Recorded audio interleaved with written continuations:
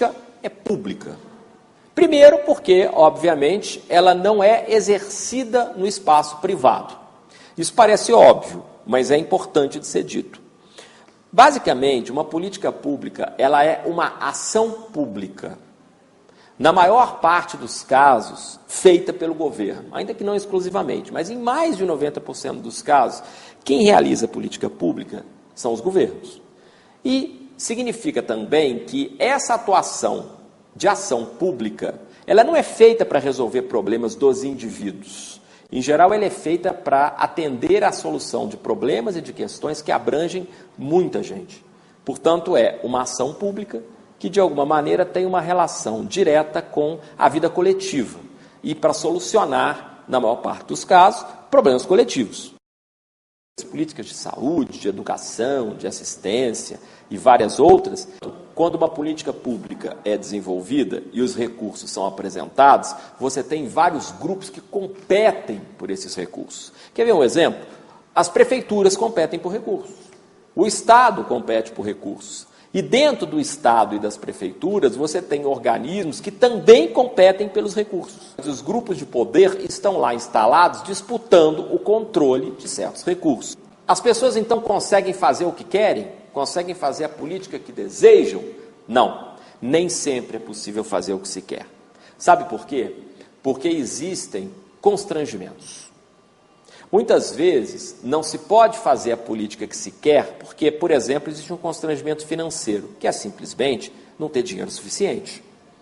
Em outros momentos, existem constrangimentos políticos. Você não tem força política suficiente para aprovar aquilo que você quer. Não basta entender que é uma política exercida no espaço público, por agentes públicos, tentando resolver problemas, mas é preciso também entender o jogo. Que jogo? Como as decisões são tomadas? Quem são os atores que participam dele? Então, não é apenas o que o governo faz, é também entender como ele faz. E também entender por que certas decisões não são tomadas pelo governo. Por que ele decide fazer uma coisa e não decide fazer outra. É muito importante a gente entender isso. E há também alguns elementos adicionais. A gente ouve muito falar, por exemplo, em política, em programa, em projeto. Isso é uma hierarquia. Em geral, a política são as normas gerais, aquilo que define o que deve ser feito. Os projetos, eles são feitos em função das políticas. Então, os projetos são desenhados, montados, e aí eles são seguidos para temas específicos.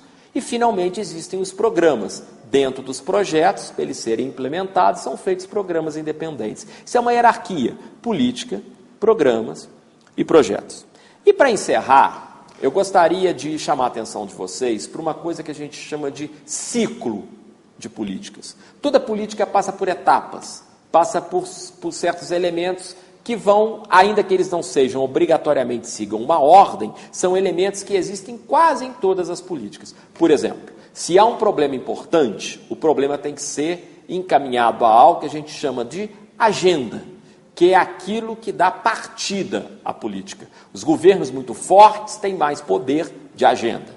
Em segundo lugar, se você reconhece que o problema existe e está na agenda, você precisa formular uma política.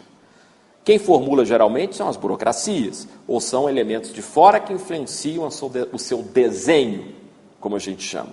Uma vez formulada, decide-se. Isso pode ser o Congresso, pode ser uma Câmara Municipal, pode ser, às vezes, até o Presidente da República, sem consultar o Congresso, depende do que nós estamos falando. Uma vez, então, decidida, ela tem que ser implementada. E aí nós já temos problemas específicos, porque implementar é o teste da realidade. É quando a política sai da sua formulação teórica e ganha o mundo real, a vida prática. E, finalmente, o ideal é que uma política seja avaliada. E também existem muitas técnicas variadas para isso.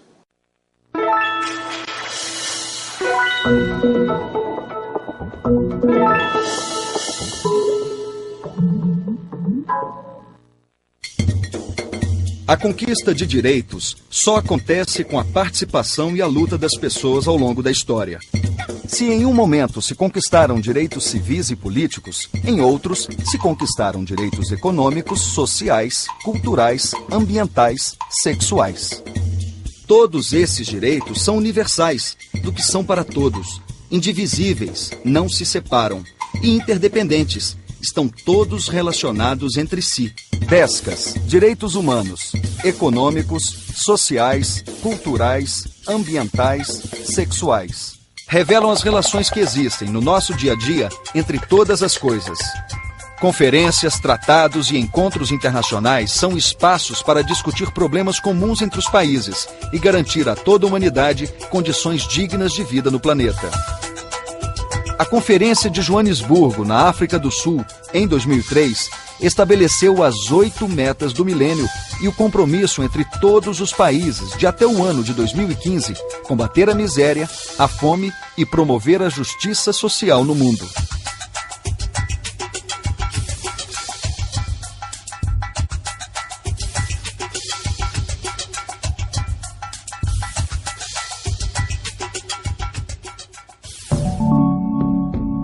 Essa feira acontece todo sábado aqui, há mais de 30 anos.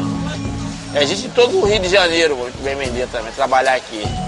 E gera trabalho para quem mora, dos brasileiros que faz esse país e essa favela um lugar melhor. Aqui vende qualquer coisa que vende, não dá para vender. Só não pode vender nada caro que não vende nada. Aqui eu trabalho com um grupo de mulheres que trabalha com artesanato. A cestaria em Palha de Tucumã. Por exemplo, nas famílias, as pessoas conseguem ganhar mais renda, ter mais um pouquinho de dinheiro para se alimentar melhor com seus filhos. Nós plantamos milho, aipim, cana, batata doce e pastoreio para as vacas, né? Então a gente sobrevive mais com as coisas colhidas em casa, né?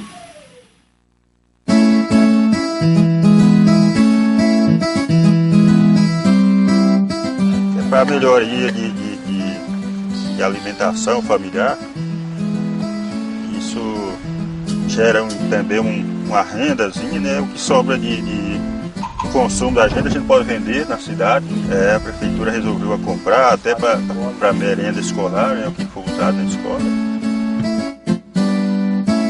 Nós sempre pensamos o trabalho numa perspectiva humanizadora, uma perspectiva que faz com que o sujeito conquiste a dignidade dele. Aquela ideia dele saber que ele é um homem no sentido integral, tendo direito a uma relação saudável com o meio ambiente em que ele vive, o meio ambiente em que ele trabalha. Ninguém inventou e deu de gracinha a aposentadoria para os trabalhadores, ou as férias, ou o repouso remunerado no fim de semana.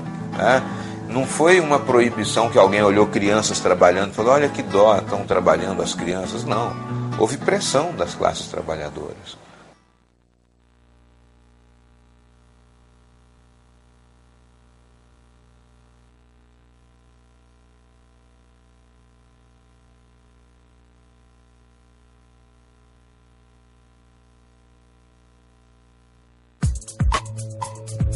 Com o tempo, né, a escola foi percebendo e no campo da educação foi se percebendo que a educação não é só instrução, a educação é um processo muito mais amplo do que esse, de que a educação ela tem uma ligação profunda com a realidade cotidiana dos indivíduos.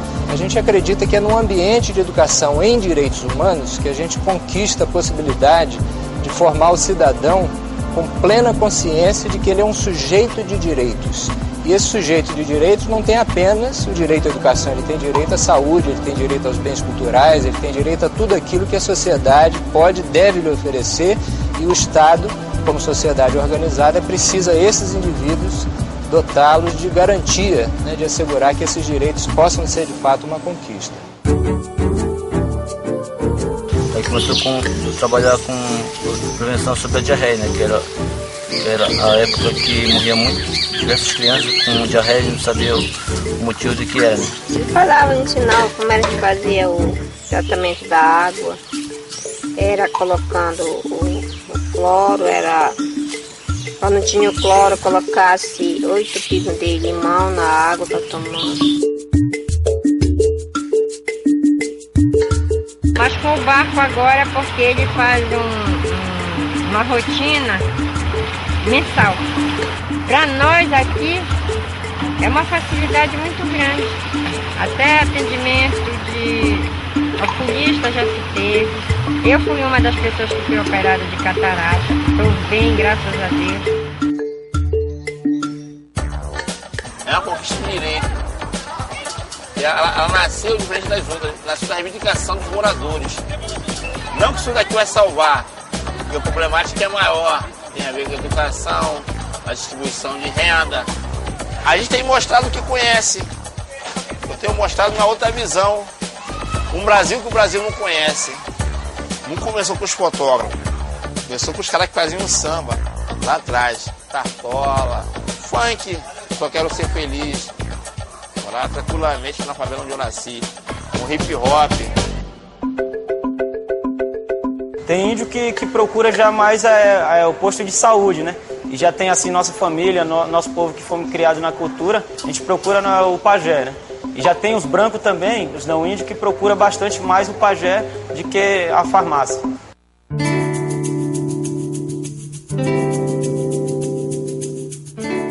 O assunto é uma brincadeira muito séria. É com viola, com caixa, buraca. Lá as mulheres estão dançando lá e a gente está cantando tudo lá, assim que é assunto. Toda festa que não é, todo ano nós temos umas festas aqui. Tem festa em João, festinha da Badia, festinha da Arnélia, tem festinha Boca de Noite. Nós gostaremos, nem que tenha as coisas novadas, mas dos mais velhos não queria que acabasse. Essa é a casa calunga, típica. Casa que nós tínhamos anteriormente. Nós todos fomos criados nesse tipo de casa. Tapadas as paredes com madeira e a palha de buriti. Essas reipas de bambu. O fogão a lenha. Isso aqui é usado ainda até hoje, a cuia, a cabaça. Isso aqui tem o dizer, né? Deus fez as coisas, mas não fez tudo ainda. Só fez a cabaça, mas não fez a cuia. Né?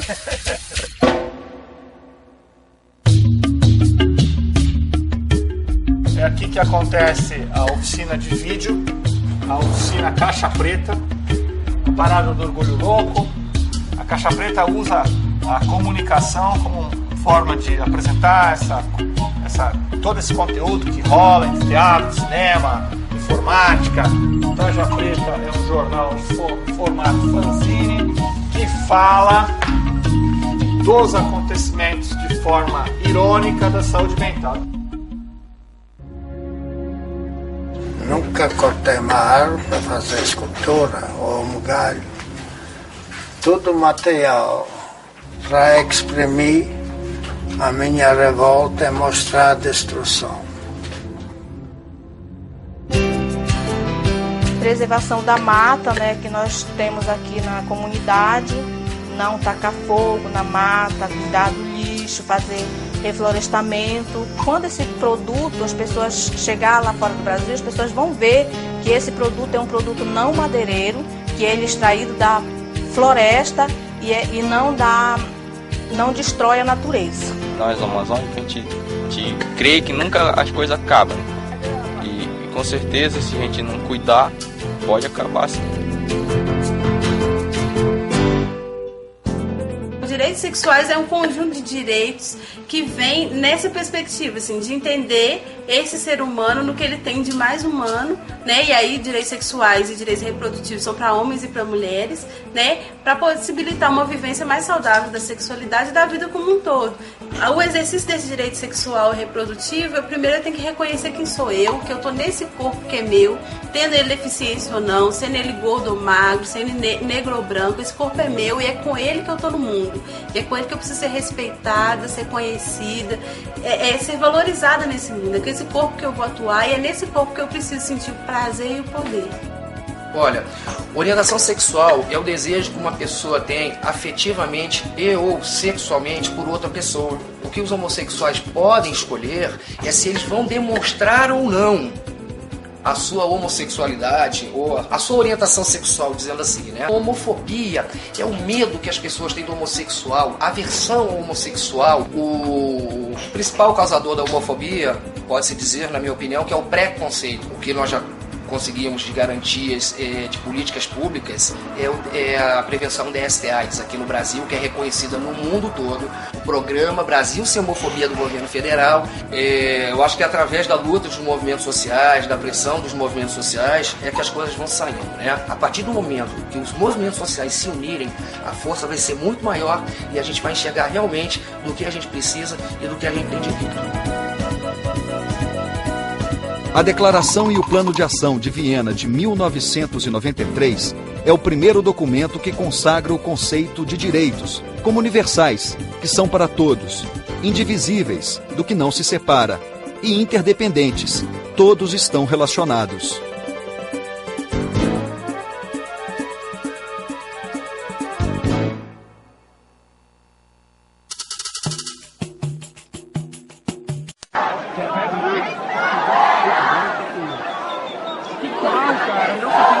Velho, eu tô quase na parte de cima já. Tem muita gente aqui, tá vendo?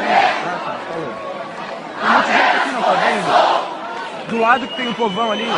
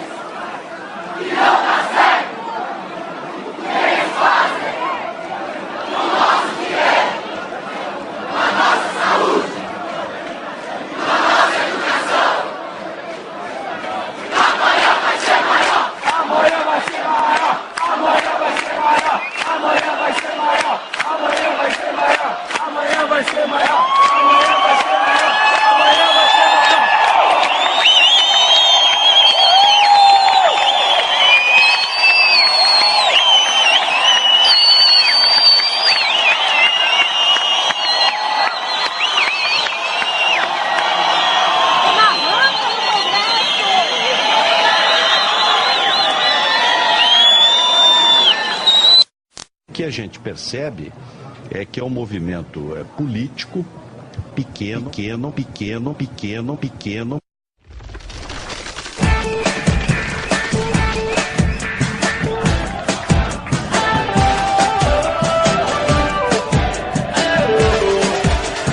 Vem, vamos pra rua, pode vir que a festa é sua, que o Brasil vai estar gigante, grande como nunca se viu. Vem, vamos com a gente, vem torcer bola pra frente, sai de casa, vem pra rua, pra maior arquibancada do Brasil. Na noite de dia 10. Vem pra rua, porque a rua é a maior arquibancada do Brasil. Vem pra rua, porque a rua é a maior arquibancada do Brasil. Os confrontos durariam mais de 4 horas.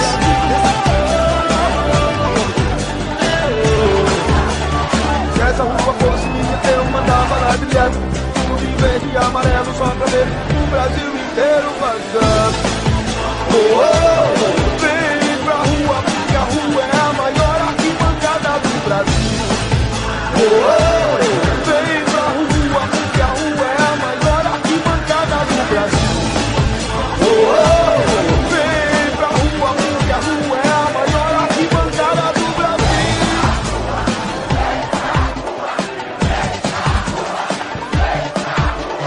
Vem, vamos pra rua, pode vir que a festa é sua, que o Brasil vai estar gigante, grande como nunca se viu.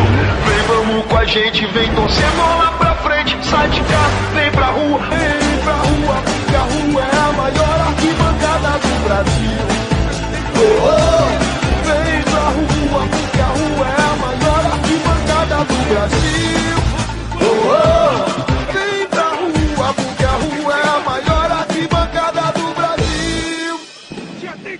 gritando sem violência, e eles só pra cima! Vem pra rua, porque a rua é a maior arquibancada do Brasil.